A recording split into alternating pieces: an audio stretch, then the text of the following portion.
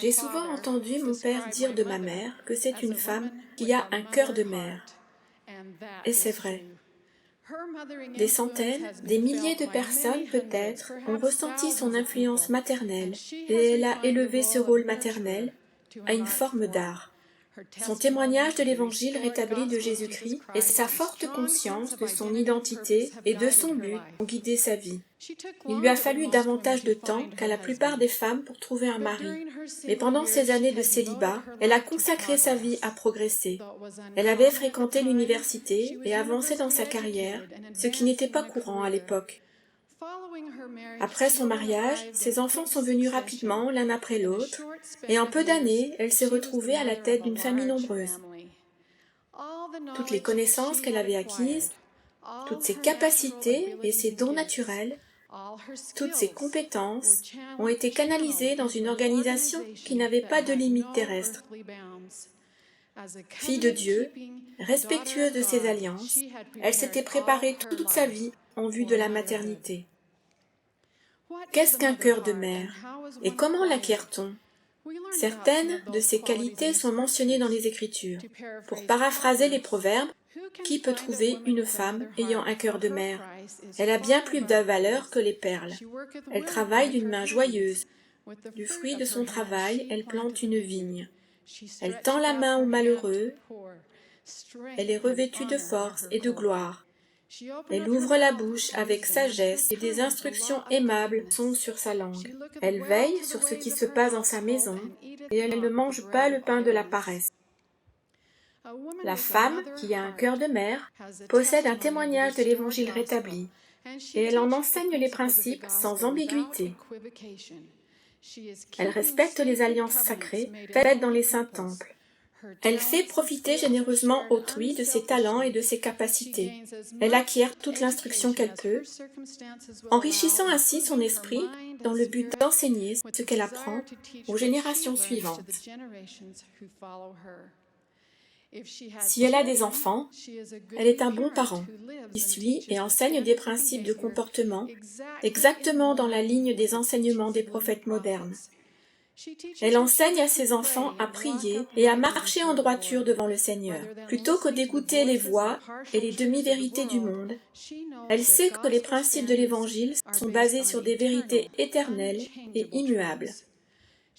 Elle a la conviction que le fait d'avoir pour première responsabilité d'élever ses enfants est une responsabilité vitale, sacrée et pleine de dignité. Les élever et les nourrir physiquement est tout autant un honneur que les nourrir spirituellement. Elle ne se lasse pas de faire le bien, elle se réjouit de servir sa famille parce qu'elle sait que c'est des petites choses que sort ce qui est grand. Si seulement chaque jeune fille, chaque femme pouvait avoir un témoignage de son potentiel de mère, si elle respecte ses alliances terrestres. Chacune est une fille aimée de parents célestes, et à ce titre, chacune a une destinée divine.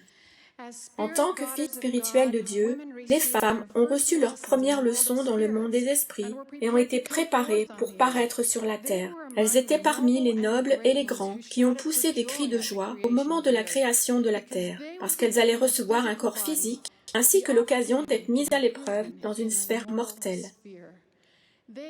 Elles souhaitaient travailler côte à côte avec des hommes justes pour atteindre des buts éternels que ni l'homme ni la femme ne peuvent atteindre sans l'autre. Les rôles de la femme n'ont pas commencé sur la terre et ne s'y terminent pas. La femme qui chérit la maternité ici-bas la chérira dans le monde à venir, car là où est son trésor, là aussi sera son cœur. En acquérant un cœur de mère, chaque jeune fille, chaque femme se prépare à sa mission divine et éternelle qui est la maternité. Quel que soit le degré d'intelligence qu'elle atteigne dans cette vie, il s'élèvera avec elle dans la résurrection. Et si par sa diligence et son obéissance, une personne acquiert dans cette vie plus de connaissances et d'intelligence qu'une autre, elle en sera avantagée d'autant dans le monde à venir. D'après ce que j'ai vu, certains des plus authentiques cœurs de mère battent dans la poitrine de femmes qui n'élèveront pas leurs propres enfants ici-bas, mais elles savent que tout doit arriver en son temps et qu'elles posent les fondements d'une grande œuvre. En respectant leurs alliances, elles investissent dans un avenir prestigieux, parce qu'elles savent que les personnes qui gardent leur second état recevront plus de gloire sur leur tête pour toujours et à jamais. Je me trouvais récemment dans un parc où j'ai rencontré un groupe de femmes qui avaient un cœur de mère. C'étaient des femmes jeunes qui respectaient leurs alliances. Elles étaient brillantes et avaient obtenu des diplômes importants dans des universités réputées. Ce soir-là, elles consacraient leurs dons considérables à planifier le repas et à échanger des idées concernant la tenue de la maison. Elles enseignaient à des petits de 2 ans à être gentils les uns envers les autres. Elles calmaient des bébés, embrassaient des genoux contusionnés et séchaient des larmes. J'ai demandé à l'une de ces mères comment elle arrivait à transférer ses talents si joyeusement au rôle de mère.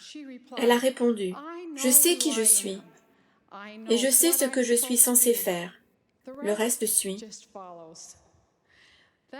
Cette jeune mère édifiera la foi et la personnalité de la génération montante grâce à une succession de prières en famille, de sessions d'études des Écritures, de livres lus à haute voix, de chants et de repas en famille. Elle est engagée dans une grande œuvre. Elle sait que les enfants sont un héritage de l'Éternel et qu'heureuse est la femme qui en a rempli son carquois. Elle sait que l'influence maternelle juste, consciencieuse, persistante, journalière est beaucoup plus durable, beaucoup plus puissante, beaucoup plus active que n'importe quelle position ou institution terrestre inventée par l'homme. Elle sait que si elle en est digne, elle a le potentiel de recevoir la même bénédiction que Rebecca autrefois, c'est-à-dire de devenir des milliers de myriades. Que la maternité vienne tôt ou tard, qu'elles aient la bénédiction d'avoir un plein carquois d'enfants dans la mortalité ou non, qu'elles soient célibataires, mariées, qu'elles doivent assumer seules des responsabilités familiales, les femmes qui respectent leurs alliances avec un cœur de mère savent que dans les saints temples, elles seront dotées du pouvoir d'en haut et qu'avec cette dotation, elles recevront les bénédictions promises. Elles les ont vues et saluées de loin. Chaque jeune fille, chaque femme qui contracte des alliances sacrées et les respecte peut avoir un cœur de mère. Il n'y a pas de limite à ce que peut accomplir une femme qui a un cœur de mère. Des femmes justes ont changé le cours de l'histoire et continueront à le faire, et leur influence s'étendra et croîtra de façon exponentielle au cours des éternités. Combien je suis reconnaissante au Seigneur d'avoir confié aux femmes la mission divine de la maternité. Comme notre mère, Ève, je me réjouis de connaître ces choses. Au nom de Jésus-Christ. Amen.